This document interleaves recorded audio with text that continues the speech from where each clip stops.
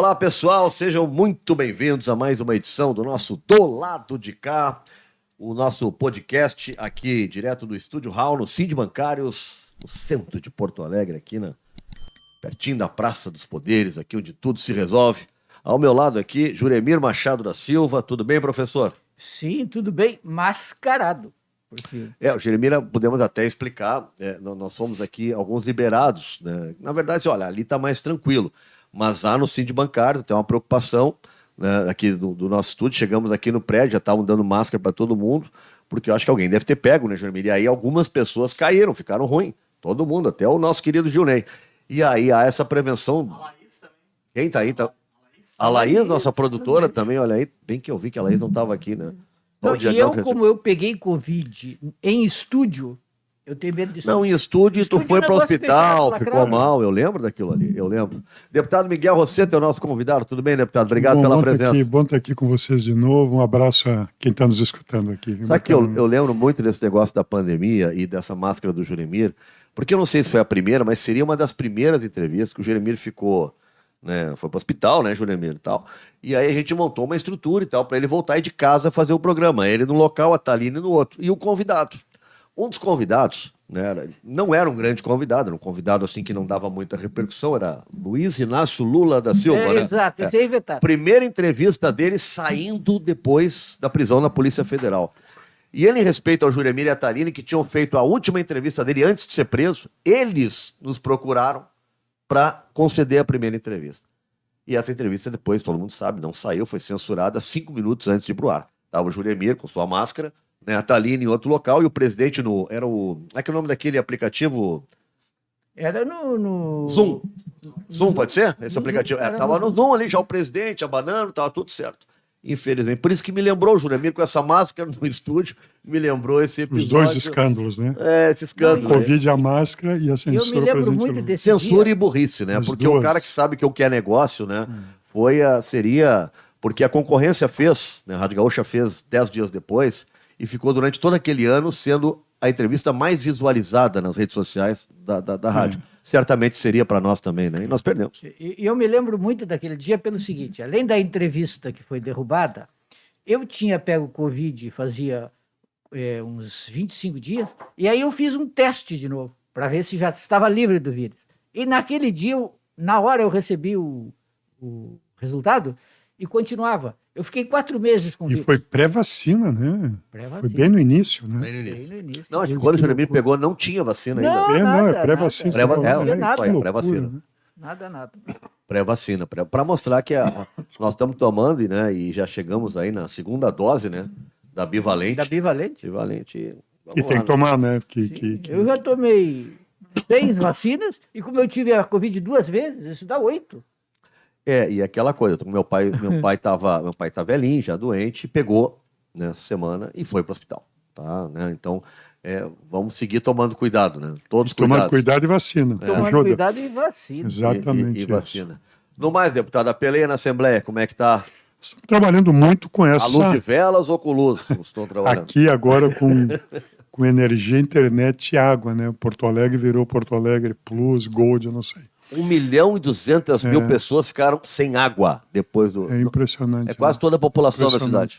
Então, Nando, Juremir, aqueles que nos acompanham, nós estamos trabalhando muito para que a Assembleia cumpra a sua responsabilidade, não se omita, instale uma comissão parlamentar de inquérito para investigar as razões. Quer dizer, por que este serviço é tão ruim? É um serviço ruim e péssimo em muitos momentos, né, de energia elétrica. Estamos falando de um serviço essencial. E são 2 concessionárias, a RGE Equatorial, a RGE Energia, que pega aquele parte centro-oeste do estado, e a CE Equatorial, que adquiriu a CE, agora 2 anos e meio, enfim, pega toda essa parte leste, né? Se a gente imaginar que Torres, passando por Porto Alegre até Rio Grande e Bagé, vamos chamar assim, essa é uma referência, são 72 municípios. E quando os eventos extremos climáticos acontecem, e é importante que se diga que hoje a previsibilidade não é surpresa, é um escândalo, O padrão de sofrimento das pessoas, o padrão de prejuízos econômicos. Hoje o Rio Grande do Sul tem 170, 180 mil casas, pontos, clientes, residências sem energia elétrica. Porto Alegre, mais de 4 mil. Tem uma situação dramática, nada justifica, né, tamanho desrespeito com a população. Estas empresas têm responsabilidades, assumiram, contrataram compromissos de garantir o fornecimento dessa energia elétrica com regularidade, serviço essencial, e não fazem. A CPI é um grande instrumento da Assembleia, dos parlamentos, que tem poder de investigação, né? Tem poder de convocação, tem poder policial, judicial. Ela convoca, ela investiga. E nós queremos, eu acho que é o único grande instrumento para que a gente escute a população, chame esses caras, os diretores, quem tem capacidade de mando, venha para a Assembleia, preste contas, plano de investimento, plano de contingência, capacidade operacional, a Gerges e a ANEEL, que são as entidades fiscalizadoras, e que a gente faça um bom trabalho. Eu estou com Agora, 18 deputado, assinaturas, só só por pois última não. frase aqui, eu tenho 18 assinaturas. São necessárias 19 assinaturas, né, para que a gente possa constituir e instaurar a CPI. Eu quero crer que eu consigo, vários parlamentares chegando de férias. Quem assinou até Enfim. agora? PCdoB, PT, PSOL, PSOL, PL, a PL. partir do Rodrigo Lorenzoni, e Republicanos, Capitão Martin. Eu fiz essa pergunta porque aí entra a pergunta seguinte. E o PDT do Leonel Brizola, da energia elétrica, da encampação da companhia de eletricidade? Juremina, eu tenho uma expectativa muito positiva. Conversei muito com o líder da bancada, o deputado Eduardo Loureiro. Se eles estão avaliando, me parece que amanhã reúne a bancada do PDT. Amanhã. Eu tenho uma expectativa e uma confiança de que esta bancada não só assine, apoie, como participe ativamente dessa CPI. E o que tu traz é importante. Em 59, aqueles que nos acompanham aqui, né? Bom recuperar. Em 59, o Brizola encampou aquela empresa chamada, vamos lá, ITT, E a Bond Share. Maio de 59. que era Bond and Share aqui, Exato. maio de 59, por uma razão simples, né? Porque ela não prestava serviço ao Estado do Rio Grande do Sul. O Estado do Rio Grande do Sul não conseguia crescer. As indústrias, as empresas, o comércio, as cidades não tinham energia elétrica. É disso que se tratava. Mais do que um debate ideológico, né, estratégico, se tratava de uma questão fundamental. Desenvolvimento. Exatamente. Esse é um pouco o debate. Eu vou ser muito claro aqui no nosso programa aqui, né? Nós temos opiniões diferentes na Assembleia. Fiz referência aqui ao PL e ao Partido dos Republicanos. São partidos que defendem a privatização e acham que é possível, com a privatização, entregar um serviço público de qualidade. Meus companheiros, né, enfim, nós somos contrários, nós achamos que não é possível. Olhamos o mundo, olhamos a experiência nacional e achamos que não é possível um serviço dessa natureza ter uma gestão privada. Por uma razão muito simples aqui, né? Porque a conta não fecha e não tem fechado. Que conta é essa? Os investimentos necessários para um serviço dessa natureza. A taxa de lucro ou de retorno esperado pelo investidor. E a tarifa que seja suportável por uma população empobrecida como a nossa, a conta não fecha. Essa conta não fechou em Berlim. Essa conta não fechou em Paris, não fechou em Londres, que são, obviamente, sociedades com uma renda maior. E tem uma experiência recente no nosso país, e esse é um debate que cada partido vai continuar fazendo. A CPI não é para isto, para ser claro. A CPI é para investigar as razões desse mau funcionamento contratado. Essas empresas assumiram uma concessão pública, segue sendo um serviço público. E elas assumiram obrigações de oferecer esse serviço, de fazer investimentos. E o que nós estamos vendo e sofrendo em todo o estado do Rio Grande do Sul, viu, Nando e Júlio, é impressionante. Semana passada eu liguei para muitas cidades, falei com Passo Fundo, Santa Maria, Rio Grande, enfim, vários, falei com Lajeado, enfim, rádios locais, quer dizer, conversando, e é impressionante, é insuportável. São agricultores que jogam leite fora porque não tem energia para o tanque de resfriamento. É o comércio que perde o seu produto, é a indústria que não funciona, é a loja que não consegue operar, é o hospital que não funciona. E são 5, 9, 10, os depoimentos que aparecem em todo o estado são absolutamente dramáticos, absolutamente dramáticos. Então, há uma estrutura escondida hoje, ela é escondida, quem é que sabe as obrigações, as regras? Nós vamos investigar a fiscalização. O que é a Gerges? Quais são os problemas da Gerges? Lembra que em abril do ano passado, o presidente da Gerges, da Associação Gaúcha, essa de regulação, o professor Luiz Afonso, ele pede demissão e faz uma carta pública dirigida ao governador Eduardo Leite, denunciando o governo do estado por estar asfixiando a Gerges e não impedindo a Gerges de trabalhar. Uma carta pública, gravíssima, duríssima, na crítica ao governo do estado, que não estaria dando condições para a Gerges trabalhar. Portanto, é uma crise também anunciada. Vamos avaliar a Gerges, vamos chamar a ANEEL e vamos cobrar dessa turma o que eles estão fazendo. Deputado, eu acho que é importante a Assembleia se mexer, porque nós também cobramos da Assembleia, porque nós, povo, né, cidadão de Porto Alegre, pelo que eu lembro, né, ou todo o estado, eu imagino, deveria ter um plebiscito para decidir se poderia ou não ser vendida a CE. E foi a Assembleia que autorizou o fim do plebiscito. Então a Assembleia também nos deve uma ação. Tu lembra bem. Foi a Assembleia que a Assembleia autorizou isso. Exatamente isso. Isso que o Nando traz, essas memórias têm que vir aqui. Claro. Eu falava das Gerges. Como é que essas crises são construídas, né? É a obra das árvores, né? Ou da árvore aqui de Porto Alegre, ou mesmo os temporais, que ampliam os problemas dos temporais por razões óbvias, mas eles são previsíveis e foram anunciados, né? Mas o Nando traz para nós. Lembra que a Constituição, inclusive foi o Vieira da Cunha, o autor PDT, foi o autor de uma emenda constitucional que garantiu que para privatizar essas empresas, só escutando o povo gaúcho, plebiscito. O Eduardo Leite, que tinha se comprometido na campanha de 18 em respeitar a Constituição, um dos primeiros movimentos que ele faz é rasgar essa Constituição, ou rasgar esse compromisso. E, infelizmente, por maioria, a Assembleia revoga e retira. É um negócio meio complicado isso, né? Os deputados retiram poder de quem os elegeu. Eu sempre achei que esse tipo de regra deveria ser cláusula pétrea. Eu também acho. Ou faz o plebiscito, se quer tanto vender, ou então tem que esperar uma nova Constituição. Porque a coisa que é complexa e Se um estranha... pode botar e o outro pode tirar. E o que é estranho é que quem delegou o poder ao representante, que é o deputado, para mim soa esquisito, né? E há várias questões judicializadas. Ou seja, como é que um deputado, que é um representante, tira poder de quem deu essa representação para ele? Ou seja, é o procurador retirando o poder de quem deu a procuração. Bom, isso aconteceu e é correto que tu traz. Isso amplia a responsabilidade da Assembleia.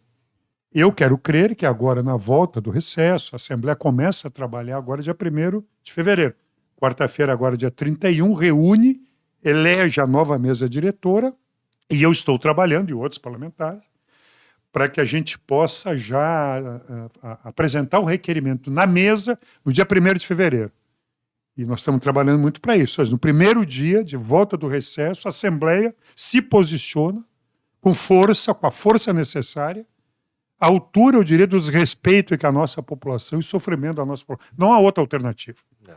Deixa eu dizer uma coisa para vocês aqui. Tu sabe que eu estava essa semana olhando, no ano passado, 2023, foram 13 pedidos de audiência departamentar de todos os partidos. Audiências por conta das denúncias do péssimo serviço apresentado por essas duas empresas. Audiências com as empresas. Com as empresas. Isso é um tema recorrente, é isso que eu quero chamar a atenção. E foram atendidos? Não, não foram. Não foram. O que acontece aqui? Por isso a CPI.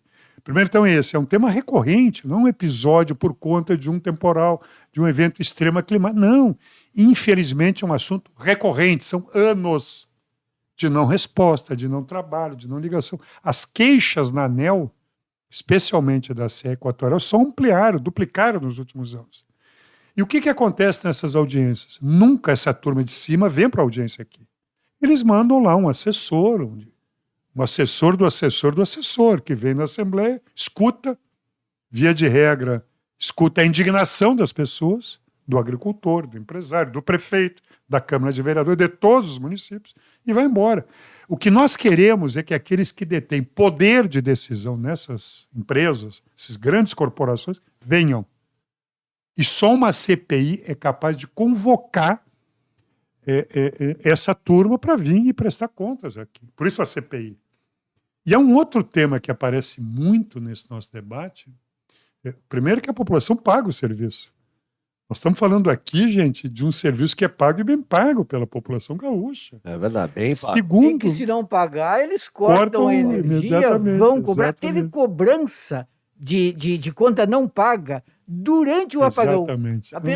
O cara chegar para cobrar na casa e a pessoa diz, mas não tem luz. E agora estão falando de aumentar a tarifa. A CE tinha um prazo, o terceiro mês de atraso, tu tinha a luz cortada. Agora são 20 dias. 21º dia, eles cortam a luz. E é um tema que faz parte, a gente sempre vai trazendo esses temas, e aprendendo e descobrindo coisas. Nós estamos falando de um monopólio natural, gente. O Nando aqui, o Juremir, viu, vocês e o Rosseto, eu não posso escolher quem vai ofertar energia elétrica na minha casa. Os sindicatos bancários que nós estamos aqui, ele não escolhe o fornecedor de energia. Ele é comunicado, se é RGE ou se é Equatorial. Então, a relação é entre o cidadão e a cidadã, moradora de Porto Alegre, de Canoas, de Alvorada, de Passo Fundo, de Rio Grande, de São Leopoldo, não interessa. É a relação entre este cidadão e essa grande corporação econômica, esses consórcios que aparecem por aí. Se não tem um sistema público de regulação, de fiscalização, de acompanhamento, o que acontece é que milhares e milhões viveram nesses últimos semanas no Rio Grande do Sul. É tu e teu telefone e alguém que não atende, ou pior, alguém que atende, tu sabe que é lá uma resposta eletrônica e que fica e nunca mais. É por isso que a Assembleia, por isso nós temos que avaliar tudo isso, essa experiência recente, nossa, e entender por que o serviço é tão ruim. Gente, em todos os contatos que eu fiz, e vai aparecer muita coisa aqui, vai aparecer coisas bem pesadas, os prefeitos, os cidadãos. Eu fui a Alvorada agora, fui inclusive com a deputada Estela agora, e é impressionante, né? Alvorada, eu estou com um exemplo aqui, tá? Podia dar outros. Vou falar de Lajeado e Vale do Taquari também, que eu estive lá, conversando com a turma lá. 200 mil habitantes, não tem um gerente. O Nando falava aqui no início, a gente tinha com quem falar, e era uma relação do cidadão com a empresa. Tu vai a Alvorada, tem 200 mil habitantes, não tem um cara para falar, não tem um gerente. Foi que Porto Alegre viveu aqui, nós vivemos aqui. Nós tivemos centenas de manifestações das pessoas desesperadas, sem água, né? Sem luz, sem internet, sem energia. Aí tu vai e fala lá, como eu fui com ela, num empresário, o cara produz salgados, tem 10 empregados, freezer, ele assa o salgado, ele vende, distribui em Porto Alegre, o prejuízo que ele teve, e não consegue falar com ninguém. E é isso que tu diz, quando é para cortar a luz, corta no outro dia.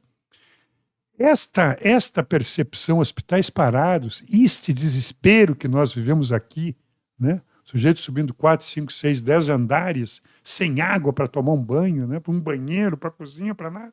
As pessoas doentes, precisando de energia elétrica para esses instrumentos de oxigênio, e é um negócio dramático. O prefeito de Porto Alegre disse que não conseguia falar com alguém dessa aquilo diz muito, né, da isso, situação. Exatamente. Prefeito no Twitter pedindo motosserra e pedindo que alguém, olha, o Equatorial pode falar comigo. Aí tu vê como nós estamos bem preparados para esses eventos. E aí essas situações que nos deixam, fazem parte, obviamente, do nosso temático, o que o governador do estado tem que falar que é contra uma CPI? Mas o que é isso, tio?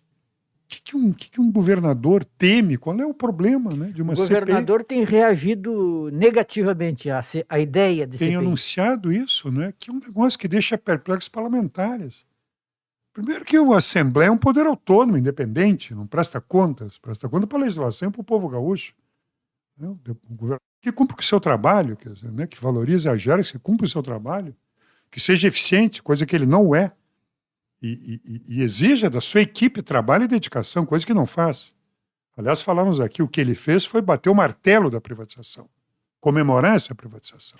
Por isso que ele vai e vem, né? Ele fala em perder concessão, ele volta, diz que está preocupado com a CPI, se preocupe com a situação do povo gaúcho, né? Se preocupe com essa situação. A CPI pode, de alguma forma, ela fica só na empresa ou ela pode atingir o governo do estado, por exemplo? Não, vai chama os secretários responsáveis. Claro que sim. Claro que sim, ela tem poder para chamar. Como é que acontece, né, para quem está nos ouvindo? Que são 12 parlamentares que compõem a CPI, é uma representação proporcional aos partidos que compõem lá, e eles definem um plano de trabalho. Nós vamos definir um plano de trabalho e chamar todos envolvidos, e construir um diagnóstico verdadeiro, forte, rigoroso, e apresentar sugestões de melhorias. Quais são os limites disso? Acaba com a concessão.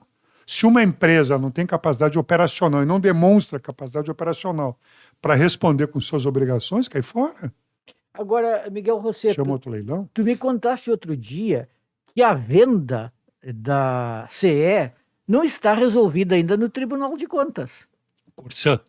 A da Corsã. É. Da Corsã. Ah, é verdade, é da Corsã. Mas esse é um outro caso. É, da Corsã. Não, eu tinha confundido. É. Então, eu falo da Corsã rapidinho. Então, qual é o tema? Porque isso é uma experiência do Estado do Rio Grande do Sul, que são essa experiência recente dessas concessões e privatizações, né? Eu quero deixar claro, porque isso é uma condição política criada na Assembleia. Vamos fazer a CPI não para discutir a privatização, cada partido tem a sua opinião, mas vamos discutir esta concessão. Dou um exemplo e chego na Corsã. Você deve ter acompanhado agora as mobilizações enormes de todos os partidos, inclusive prefeitos, vereadores e deputados, que envolve o pedágio aqui da 116. É o pedágio mais caro do Brasil. É uma briga antiga. Né? R$20.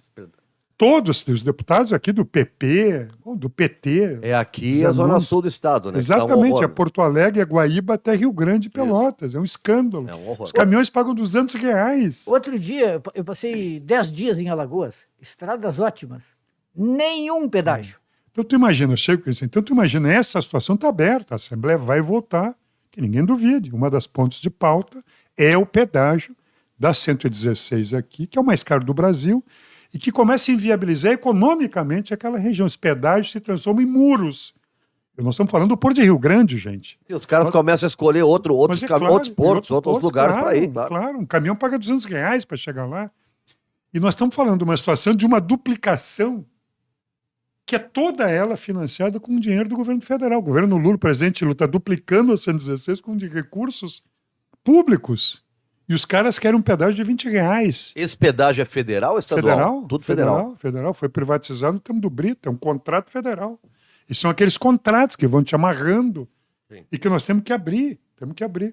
Eu fazia uma brincadeira, desculpe aqui, né? Do mesmo jeito que nós temos que jogar luz sobre os contratos de energia, vamos chamar assim, preciso luz nesses contratos. O Jeremy falava da CPI do apagão. Nós temos que olhar essas coisas. No caso do pedágio da 116, é um escândalo. Eles vão inviabilizar uma região que recebe investimento público, que é a duplicação da 116, que é o Porto de Rio Grande. Na Corsã, que é uma situação importante para a gente conversar, eu falava com o Juremir, quer dizer, é uma coisa maluca. O Tribunal de Contas do Estado do Rio Grande do Sul não atestou ainda a legalidade desse leilão. E mais, no Tribunal de Contas do Estado do Rio Grande do Sul existem 2 câmaras de 3 conselheiros e conselheiras que fazem as votações preliminares. Na primeira Câmara, a única decisão que existe do Tribunal de Contas, gente, é 2-1 pela anulação do leilão, pelos prejuízos, pela subavaliação da companhia, pelo direcionamento do leilão. Sempre lembrar que do mesmo jeito que na CE, distribuidora aqui, também na Corsã só teve um participante do leilão. Não teve nenhuma concorrência, só um. O Tribunal de Contas, ele recomenda anulação. Ou ele anula? Pode anular, claro. Ele tem poder para isso. Então o que aconteceu? Nesta primeira Câmara, por 2-1, esta Câmara diz, anula o leilão e destrata o que foi feito, já que tu anulou o leilão. Por razões pesadíssimas. Né? O que está escrito, o voto da conselheira é pesadíssimo. Subavaliação, as consultorias reduziram o preço da Corsã, fala em direcionamento. É impressionante, é um voto duríssimo e qualificado dessa relatora, que foi acompanhado e por 2-1. A posição formal do tribunal é anulação do leilão. A Corsã, a EGEA, o governo vão recorrer para o pleno agora nesses próximos meses. E aí nós vamos travar esse debate. Na minha opinião, do que eu li, do que eu acompanho, do que eu me dedico, não tem como sustentar esse leilão. Matemática é matemática. 2 mais 2 continuam sendo 4. E o grande problema da ilegalidade demonstrada tecnicamente por 3 decisões do Tribunal de Contas é que o preço não para de pé. Os caras subavaliaram, destruíram o valor 2 da mais companhia. 2 estava dando 12, mais ou menos. No caso deles, 2 mais 2 dava 3. 3. Entende? Estava dando Tinha que dar menos, estava 4. dando menos, tinha que dar 4. Isso é insustentável. Quer dizer, não é um problema, claro, 2 mais 2 é 4. O preço da Corsã, bom, os caras subavaliaram. Bom, o que nós queremos, então, assim, para a gente, vocês vão participar muito, e nós queremos um grande debate aberto aqui, é jogar luz sobre essas concessões. Os compromissos, os preços, a capacidade operacional. As denúncias que chegam são muito pesadas, gente. Partindo da base do Eduardo Leite, do governo do Estado, eles estão apoiando, alguns estão apoiando a CPI? Não, o que eu estou dizendo, sim, o republicano está na base. O que a gente tem dito? Esse não pode ser, e não é, na minha opinião, uma CPI de ser de oposição ou situação ao governo. Isso é uma CPI do povo gaúcho. Quer dizer, não é possível, as pessoas. É uma comoção estadual. É que quando o governador publicamente diz que é contra, ele meio que dá uma orientação para a sua base. Né? Eu acho um equívoco. Quero crer que os deputados tenham soberania, altivez. Eles não são funcionários do Eduardo Leite, né? O Eduardo Leite tem capacidade de comando. Do povo gaúcho. Exatamente, foram eleitos, têm autonomia e terão, na minha opinião, altivez para representar quem os elegeu, que é o povo gaúcho. Espero, sim, a partir de hoje, amanhã, que esses parlamentares, chegando do recesso, as bancadas debatendo, que nós possamos crescer e passar das 19 assinaturas e mais do que apoiar, que participem ativamente. Não há nada mais importante hoje nesse Estado, gente. É um clamor estadual. A não ser deputados de partes da imprensa que conseguiram fazer como se fosse algo negativo. Estão politizando o debate, que isso é uma barbaridade. Como se a questão da privatização fosse feita pelos artistas, jornalistas, empresários, né? Foi dentro da Assembleia. Como se tudo que acontecesse não fosse decisões políticas, né? Como se retirar o plebiscito não fosse uma decisão política. Aí agora esse debate, não, estão politizando o debate. Mas como assim politizando? Como é que não... O Juremir escreveu uma coisa bacana, se me permite, politizar é não assinar. Se um deputado estadual não politizar e não debater uma política pública tão importante como serviço essencial, vai fazer o quê? Se uma Assembleia Legislativa não se debruçar, não se dedicar sobre uma política pública, sobre um serviço essencial à população, que é a energia elétrica, vai fazer o quê mesmo? Dar nome de estrada? Mas demonizam os políticos também no país por isso. Como se usa de forma pejorativa a expressão politizar. E não é pejorativo politizar. Ao contrário, isso é do nosso dia a dia. Né? É a nossa obrigação politizar no sentido de debater as políticas públicas, as escolhas que prejudicam ou não a nossa população. Deixa eu dar um exemplo assim nesse um argumento que também me estimulou muito a propor essa CPI. A ANEEL, Agência Nacional de Energia Elétrica, a gente faz um ranqueamento anual das maiores concessionárias de energia elétrica, os seus indicadores. Pois muito bem, são 29. O que eles classificam como as agências com mais de 400 mil clientes. Essa, para eles, são as grandes concessionárias. Escala grande, né? Pois muito bem, em 2022, a CE Equatorial foi a pior avaliada, 29ª colocada. E o que é pior, se é possível somar piores, a empresa 28ª e a 27ª também são do Grupo Equatorial. Então vocês imaginam que a 29ª... É o Grupo Ibis de distribuição de energia. Né?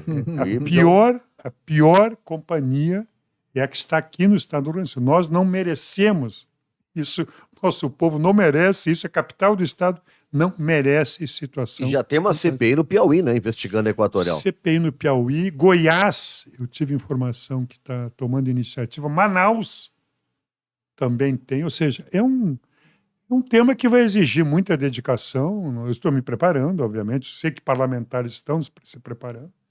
Capitão Marte, que eu tenho conversado, o próprio Rodrigo Lorenzoni, vários parlamentares, o deputado Paparico, o deputado Kelly, são pessoas que estão se preparando e sabem que vão responder, né, e querem responder com dedicação, né, e com trabalho a essa situação. Por isso que eu quero crer que o PDT, o PSB, né, e outros partidos participem também dessa CPI. O PDT tem obrigação de assinar. Eu estou muito confiante. Eu acho que o PDT vai assinar, vai participar. Deveria ter assinado. Né? A partir do Brizola tinha que ter Agora assinado. também tem aquela coisa, tem 18 assinaturas. A 19ª é complicado. Mas se vier a 19ª, vem mais umas 10. Eu quero crer que sim. e estou trabalhando para já, nesta semana, formalizar e começar a trabalhar. A CPI tem 4 meses, né?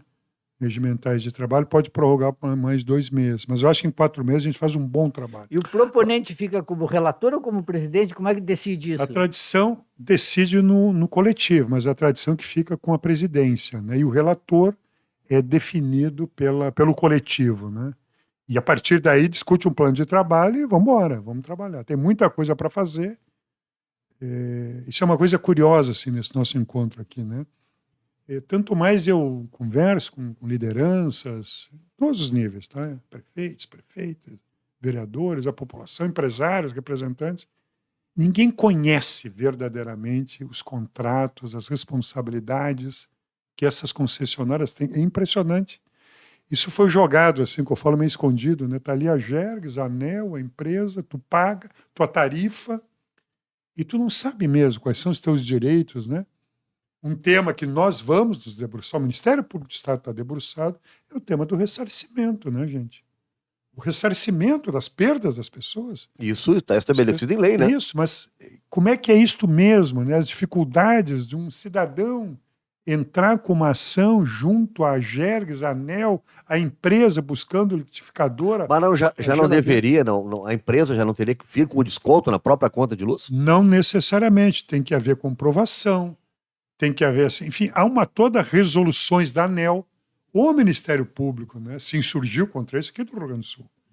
Você não precisa nada disso. Tu tem que ver que recolher o comprovante da tua geladeira, sei lá, do teu ventilador, ar-condicionado, liquidificador, as prejuízos de medicamentos. As pessoas perderam medicamento. Não, e esse negócio de ficar só em uma fase. Isso. O que queima de aparelho aquilo. Então, nós vamos também nos debruçarmos. O Ministério Público, seguramente, o Estado vai ajudar muito a compreender essa legislação, essas regras do ressarcimento. O que eu sei é que não pode ser um padrão tão complexo, tão difícil e tão custoso que as pessoas inviabilizam o cidadão buscar o seu ressarcimento. Nós temos conversado muito com PROCONs, viu, gente? PROCONs, que tem nos apoiado na CPI, e associações de consumidores. Muitas, Federação de Associações de Consumidores, indignados por óbvio, e têm nos procurado, manifestado apoio e querem participar. E nós vamos abrir canais públicos de participação. Bom. Aliás, quero fazer um elogio ao PROCON de Porto Alegre. Eu precisei já 2 vezes, e por tudo pelo e-mail, sem precisar ir na sede. Aquela coisa, geralmente, de precisar finalizar um contrato e os caras não conseguem nunca finalizar, não pode. Mas olha, as 2 vezes resolveram assim, imediatamente, e te dão notícia. Tu manda o e-mail, eles já te respondem. Sabe, eles vão a resposta da empresa vem para ti, a resposta que ele, enfim. Então, as 2 vezes eu fui atendido. Vamos trazer essas informações para dentro da CPI. E as boas experiências. Deixa eu contar uma coisa para vocês aqui. Nesses contatos que eu tenho feito pelo Estado, eu conversei recentemente e tenho acompanhado o Vale do Taquari. Tá? Eu tenho acompanhado lá, nós presidimos uma comissão que avaliou as políticas públicas, reconstrução do Vale do Taquari. Sim, lá foi uma tragédia. E tem contatos com, enfim. E eu conversei recentemente com prefeitos e é impressionante. Lá é a RGE que atende. Os prefeitos lá e as lideranças políticas estão com uma proposta de retirar a RGE como concessionária e colocar as cooperativas. No caso deles é a CETREL. Nós temos experiências muito, muito positivas de cooperativas de serviço que prestam serviço de energia elétrica no Rio Grande do Sul. E é impressionante a diferença de tratamento. Impressionante. São empresas menores, não são essas gigantes. Regionalizadas, que dialogam de forma, eu estou dizendo, impressionante a diferença. O tempo de resposta, a qualidade na resposta, a qualidade do atendimento e da prestação de serviço, a tal ponto que a Associação de Prefeitos do Vale do Taquari entra com pedido formal de troca do fornecedor de energia elétrica. Isso é uma expressão, mostra o quão problemático é esse serviço público aqui no estado do Rio Grande do Sul. E nós não falamos ainda, e vamos falar, da expansão da rede. Nós estamos falando aqui de manter um serviço. Bom, é a cidade que precisa mais de energia elétrica para expandir a indústria, o comércio, a residência. Bom, aí as queixas se somam. Aí é impressionante em todos os... Então é isso. Qual pode ser o critério do governador? Porque o Eduardo Leite, depois do temporal e do apagão, ele disse que melhorou o serviço no Rio Grande do Sul com a Equatorial. Se imagina, né, tia? Sabe que eu vi isso também? Ele fez mesmo um zigue-zague, né? Ele começou falando em perda de concessão, aí chamaram a atenção dele, sei lá o que aconteceu. Aí ele vai tirar foto e elogiar a CE Equatorial. Elogiar a CE Equatorial. O governador... Era o momento de tomar frente, né? Eu estou pensando aqui, um governador, é um negócio meio escandaloso e vergonhoso, elogiar a CE Equatorial. Ele devia ir escutar a população de Porto Alegre, de Alvorada, de Guaíba, escutar essa população atingida por essa situação, que sofrendo, participar, dialogar com as pessoas que se ouviram obrigadas a manifestações e só assim foram atendidas. Esse é um governador que vai elogiar a CE Equatorial, que vai visitar essas empresas, né? Parece que é a primeira vez que está conhecendo, e vira as costas para a nossa população. É um negócio impressionante. Eu acho que é um negócio vergonhoso. Mas um governador deveria chamar com a sua equipe essas empresas. Eu vi fotos do Eduardo Leite, né? Percorrendo as empresas, visitando as empresas. O governador chama as empresas no seu gabinete, com a sua equipe, e cobra resultado. Tem uma postura firme, corajosa, dedicada. Não vou exigir uma postura como Leonel Brizola, vamos chamar assim, que nós falamos, mas uma postura firme. Mas o não Brizola... uma postura de virar as costas à população Estado e bater palma para ser Equatorial. O Brizola era um guri quando fala essa privatização, ele tinha 38, né, Jeremias? Ele era 38 jovem, anos. exatamente. 38 anos, acho que é a idade do nosso governador, né? O que eu acho curioso sempre, Rosseto, é que se diz assim, naquela época dava para fazer esse tipo de coisa. Por que não dá hoje? Por que hoje, com desenvolvimento tecnológico e tudo mais, tudo precisa ser privado? Como se o desenvolvimento tecnológico anulasse a capacidade de fazer um serviço público eficiente. Acertei na mosca, tem 38, Eduardo 38. Leite. 38. Não.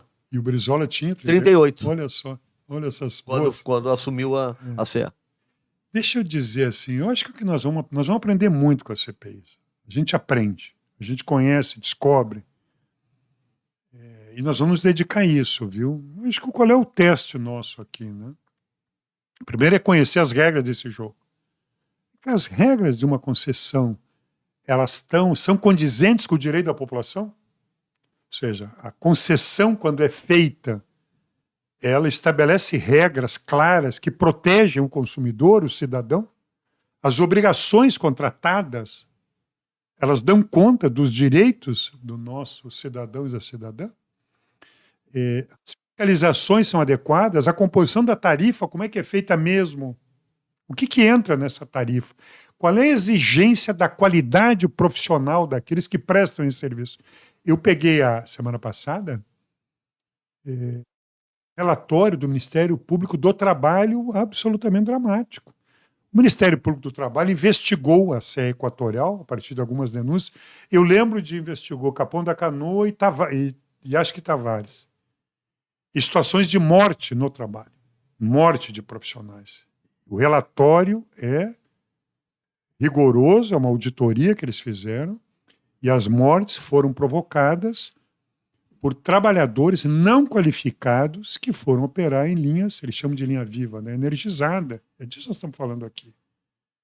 Então, como é que isso está ocorrendo no Rio Grande do Sul? Tudo isso eu tenho certeza, seguro que nós vamos botar em cima da mesa, vamos dar transparência nisso e vamos avaliar, quer dizer, qual é a condição que essas empresas têm de responder ao interesse público, que é o que deve presidir a nossa questão. O nosso tema é esse. Bom, quem é que tem condição de apresentar um serviço público com uma tarifa adequada, justa e responder ao direito da população? E parece que eles não estão preparados justamente para o principal, a emergência.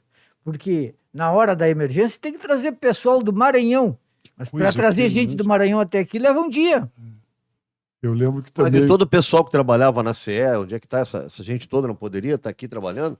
Nós vamos ser chamada para emergência? Nós vamos comprovar. Ter uma equipe de emergência? Nós vamos comprovar a informação que nós temos, que essa turma, quando entrou na CE, demitiu mais de 1.000 profissionais. E como todas as atividades, esses profissionais que têm experiência. E é esta experiência que permite a rapidez e qualidade no atendimento. Vocês imaginam? Esses caras demitiram mais de 1.000 profissionais, contrataram pessoas sem experiência com uma qualificação duvidosa. As mortes que foram objeto dessa audiência são dramáticas, né? E são absolutamente preocupantes. Então, isso que nós vimos, quer dizer, no terceiro, quarto dia, chama a gente de outro estado, né? O sujeito está aqui em Porto Alegre, não tem nenhum conhecimento da rede, etc, etc. Então, tudo isso é objeto de investigação e de avaliação. E a maioria dos gestores hoje estão de fora, né? Eu não sei, não conheço os gestores. É que eu vejo quem fala em nome da Equatorial, a gente ainda consegue perceber sotaque, né? É tudo menos gaúcho. E não é que nenhuma coisa tem que ser gaúcho. Não, não é isso. É que eu estava esse dia até conversando com o Juremir. As empresas de comunicação, tu não vê um gaúcho dando explicação em nome da empresa. Aí tu vai... Esses dias o Banrisul tinha um presidente que também não era gaúcho, né? Que ficou durante a pandemia 1 ano dirigindo o Banco do Rio de Janeiro. Só pelo WhatsApp. Botaram um sujeito lá que era um especulador. Não é que eu acho que todo mundo tenha que ser gaúcho, mas... Financeiro. Será que não tem um, pelo menos, Eu não conheço, deixa eu dizer assim, eu participei de 2 audiências, uma eu convoquei, inclusive,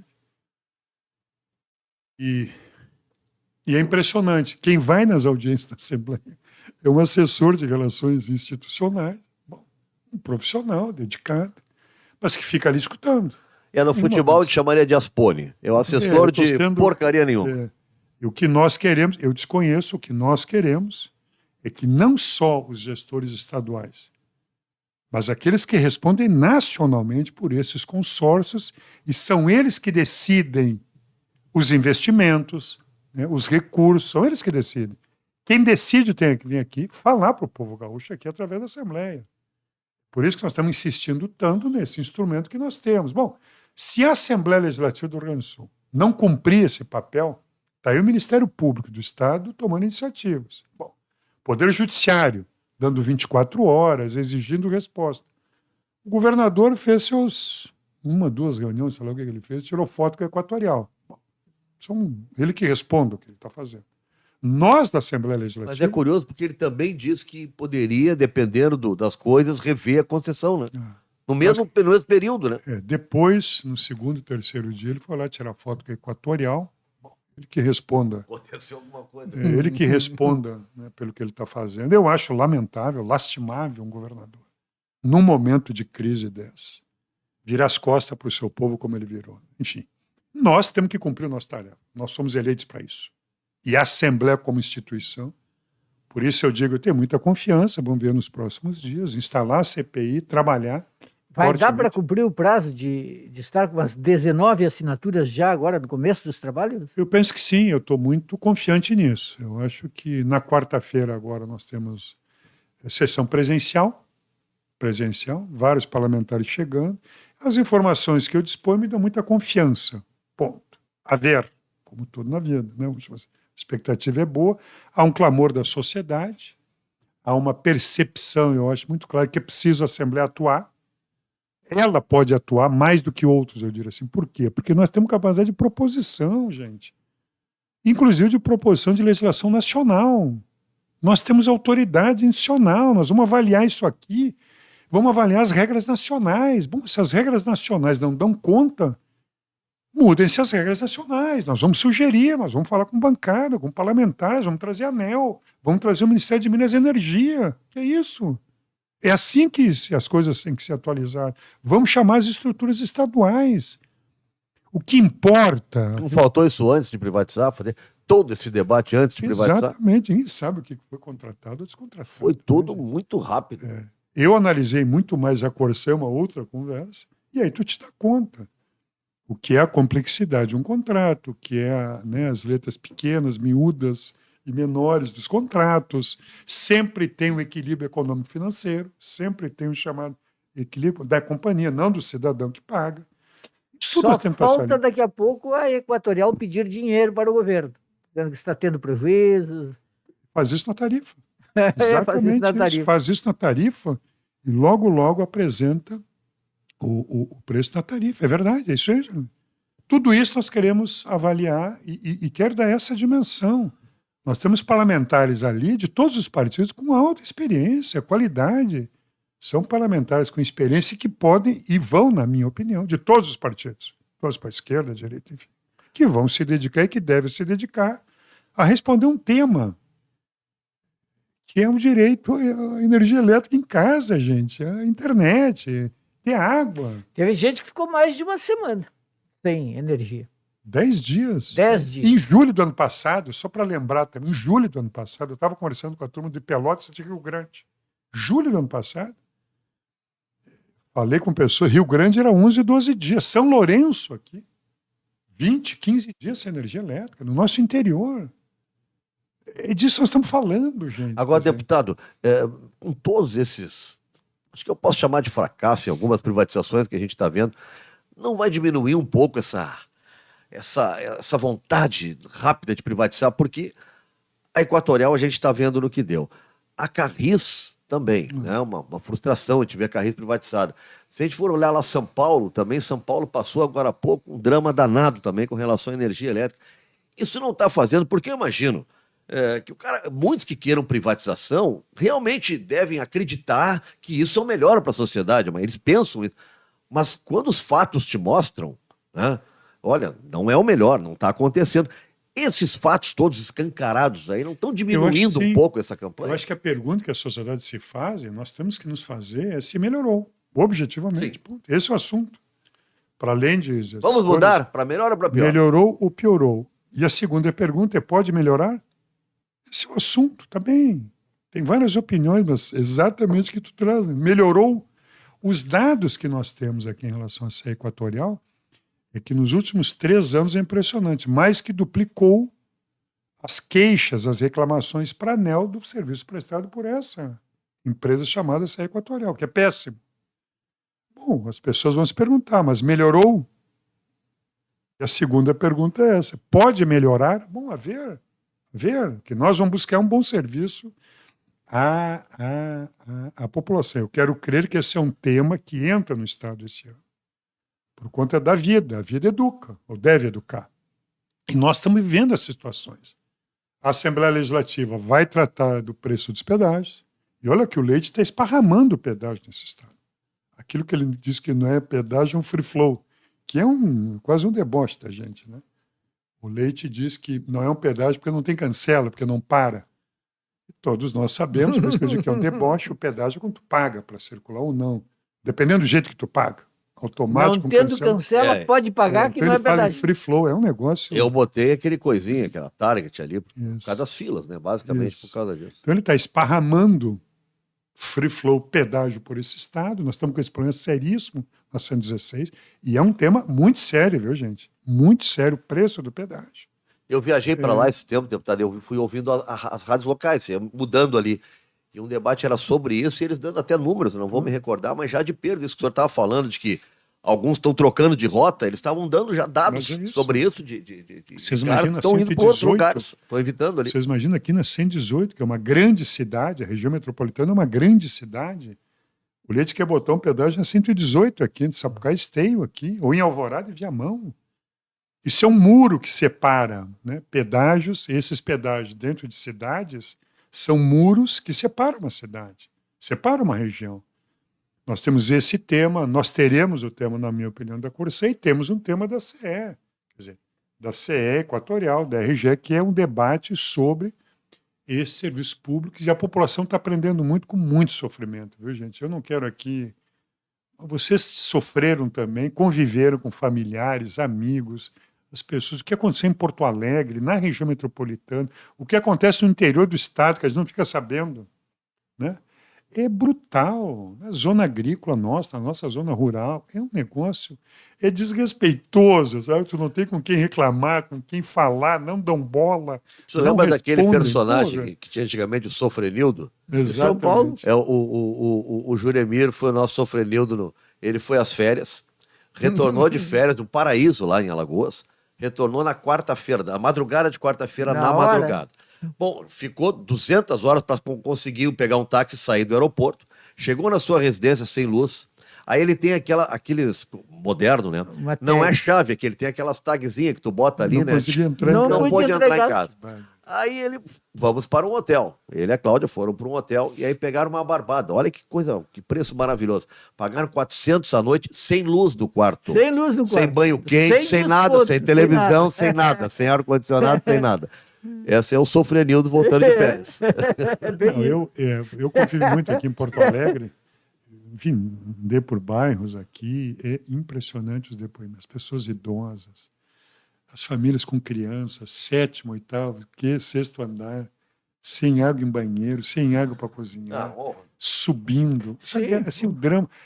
As pessoas idosas, medicamentos, essa coisa dramática do oxigênio. De higiene, ficar uma semana sem água, sabe? E para completar esse quadro do Sofrenildo, descrito pelo Nando, a Cláudia, minha mulher, ela tem problema de coluna. Aí ficou subindo e descendo 7 andares, teve uma crise de coluna.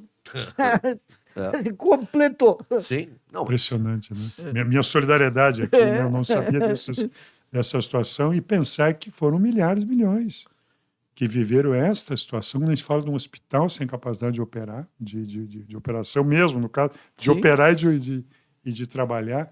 Enfim, eu acho que os prejuízos econômicos são gigantescos, o sofrimento das pessoas é gigantesco, e nós temos que aprender, mexer, mudar essa situação e nos dedicarmos a isso. Então, sobre a prefeitura, deputado, o vereador Adelicel estava dizendo o seguinte: não é possível, tá bem, não dá para comprar todos os geradores e tal, mas não é possível. Olha, houve os avisos necessários do que ia acontecer. Claro. Não dá para pegar lugares que são críticos lá, a Sertório, né?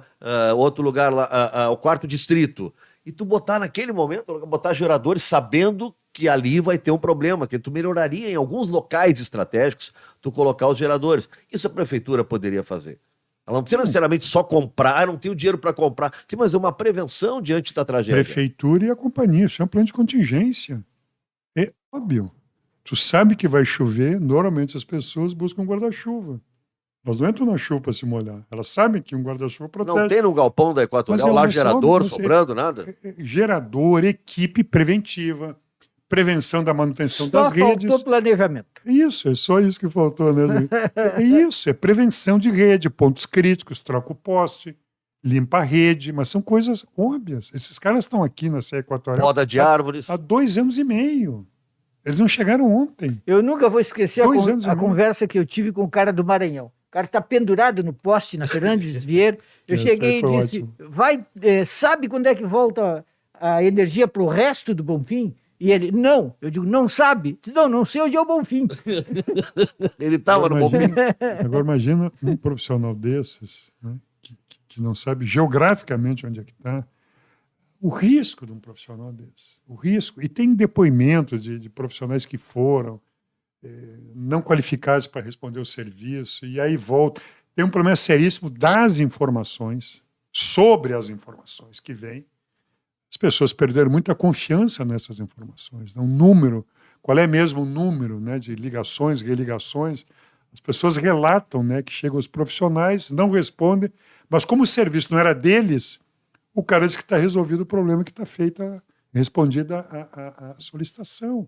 Então, nós temos que verificar, inclusive, o padrão de indicadores e as informações, como elas são construídas e divulgadas para a população, né? Quando a gente fala que hoje, no Rio Grande do Sul, está ali no correio hoje, 176 mil ligações sem operação. Pelo amor de Deus, gente. O que é isso? O que nós estamos falando? Estado do Rio Grande do Sul? Entende? Nós temos que sair dessa situação e imaginar, né, outro cenário aqui para o Estado do Rio Grande do Sul. Pelo amor de Deus, nós estamos falando de energia elétrica, internet e água, como é o caso de Porto Alegre, em várias cidades aqui. Então é isso, gente. Nós estamos dedicados a isso, muito dedicados, e quero crer que a Assembleia não vai se omitir. Não pode, e não deve, e não vai se omitir. Eu acho que seria uma desmoralização muito, muito grande para a instituição se furtar, né, quer dizer, não responder ao que é um clamor da sociedade gaúcha. Deputado, estamos chegando no final, mas rapidinho assim, no final, uma palavrinha sobre eleições municipais que a gente tem já nesse ano. Como é que o senhor está vendo esse quadro aí? Alguns candidatos da esquerda já colocados, nós vamos ter vários candidatos, há uma possibilidade de o número ser menor, com algumas algumas uniões. Eu acho que a situação de Porto Alegre, nós vivemos isso, a cidade quer mudar e vai buscar alternativa de mudança. Chega, a cidade, para mim, é uma... dos lugares que eu vou, do mercado, na rua, caminho, enfim, vem para a Assembleia, quer dizer, a cidade quer mudança, a cidade chega disso que está aí, chega desse abandono, desrespeito, enfim. Essa ideia de abandono, de distanciamento, de desrespeito. E outras coisas que aparecem, infelizmente. Nós estamos falando de malversação de recursos públicos, Tribunal de Contas, todo dia uma denúncia, eu diria assim. Secretária da Educação presa, Isso. não é todo dia, né? Hoje, mais uma aí, um contrato, um convênio, sei lá, 1 milhão, etc. Todos os dias tem uma situação. O Porto Alegre vai buscar uma mudança. Eu acho que ela vai enxergar, vai buscar uma mudança popular, quem tem tradição democrática. Eu acho que a nossa história é um cartão de apresentação política importante, não suficiente, mas importante, de quem tem experiência, quem já governou a cidade de forma participativa, democrática, comprometida, enfim, com a nossa cidade. E eu acho que esse campo da esquerda política, dos setores democráticos, populares, tem condições, sim, de construir uma candidatura forte que anime, que entusiasme essa cidade, que derrote esse projeto e que construa um novo futuro. E acho que isso vai acontecer no Rio Grande do Sul. Acho que as cidades vão buscar referências de cidade mais acolhedoras, mais respeitosas, de lideranças que enfrentem. Isso que nós conversamos aqui, gente, vamos ser claros, tem lideranças que enfrentam essas grandes corporações. Ela quer ver um prefeito, uma prefeita do lado dela. Então, eu acho que todo esse ambiente ele vai construir uma situação de mudanças. Eu penso que a referência do presidente Lula é uma grande referência. O país está melhor, o país vai melhorar. Esse debate será Lula e Bolsonaro. Ele vai fazer parte. Porque o Lula falou isso, que em São Paulo seria ele contra o Bolsonaro. Nas grandes cidades, esse é um componente super forte. Existem os temas da cidade, como conversar, uma alternativa para a cidade, transporte, habitação, meio ambiente, cultura, educação, coisas fundamentais numa cidade que vão fazer parte de um projeto futuro. Exclusão ou não, acolhimento, cuidado, carinho com a cidade, com as pessoas. E sobre isso, claro que os projetos nacionais vão aparecer, as escolhas nacionais vão aparecer e vão ser referências políticas. E também nas cidades menores, eu acho, são referências importantes, sim. O país está melhor, a inflação reduz, a economia cresce, tem mais empregos, os programas sociais chegam. Entende? Bom, isso são referências na vida das pessoas. A vida melhorou ou não? Melhorou. Quem é que melhorou minha vida? Quem é que oferece um projeto de cidade melhor? Eu acho que sim, vai fazer parte sim de toda essa avaliação e vai orientar escolhas. Os processos eleitorais são processos de escolhas, vai orientar escolhas das pessoas nas nossas cidades. Eu acho que assim, que esse setor democrático, popular, cresce muito nessas eleições. Eu acho que nós vamos crescer muito a partir de Porto Alegre, nós vamos crescer muito no Brasil e aqui no estado do Rio Grande do Sul. Acho que vamos crescer bastante. Hoje, esses escândalos, hoje a gente viu essa situação da BIM. É um negócio impressionante. Essa turma do Bolsonaro transformou instituições de Estado em milícias privadas. Uma BIM paralela. Paralela e privada. Privada. Órgãos de Estado, agências de Estado, polícias.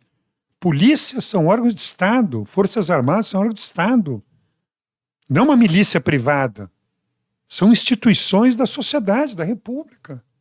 Agora, quando tu pega isso que saiu hoje da empresa, um computador da BIM, equipamento da BIM na casa do sujeito, de um vereador do Rio de Janeiro, pelo amor de Deus, gente. E um outro computador da BIM na casa de um assessor do Carlos Bolsonaro. Exatamente. Que a esposa trabalha na BIM, o marido a esposa da BIM, a esposa da BIM, e aí o computador estava na casa dele. Espionando adversário político, isso é República Velha, isso é crime. Usando equipamento, instrumento público, instituições de Estado para apoio privado na campanha política, pelo amor de Deus. Mas Jair Bolsonaro sempre disse que uma das suas pautas prioritárias era a família, né? E ele deixou claro isso, né? Era uma BIM para ajudar os 3 filhos. Tem que responder por isso. Os 3 filhos. Tem que responder por isso, tem que responder. Todos os processos deles, eles souberam antes para como se defender, o que estava acontecendo. Eu acho que está chegando no limite, as provas, né, se acumulam provas e provas e provas, e nós vamos testar. Nós vamos testar o Poder Judiciário, a lei, se ela é para todas ou não. Eu acho que as coisas estão se acumulando, né, prova em cima de prova, provas contundentes, robustas, e nós vamos ter que desmanchar, nós temos que reconstruir a República Brasileira, nossa nação, nosso desenvolvimento, nosso país. O que esses caras fizeram é um negócio impressionante, estamos vendo aqui. A BIM, Polícia Federal, Polícia Rodoviária Federal, que nós vimos nas eleições, né? Transformar essas instituições em braços privados de poder político. Isso é milícia. O povo brasileiro pagando milícias privadas para um partido, para um projeto de poder pessoal de uma família. O que é isso, gente? Onde chegou isso? Então, que as coisas sejam investigadas com rigor, com seriedade, como estão sendo feitas, e que a justiça tome as decisões adequadas. Ok. E por aqui, CPI a partir do dia 1º. Vamos trabalhar muito para isso, vai ser bom para o Estado do Rio Grande do Sul. Ok.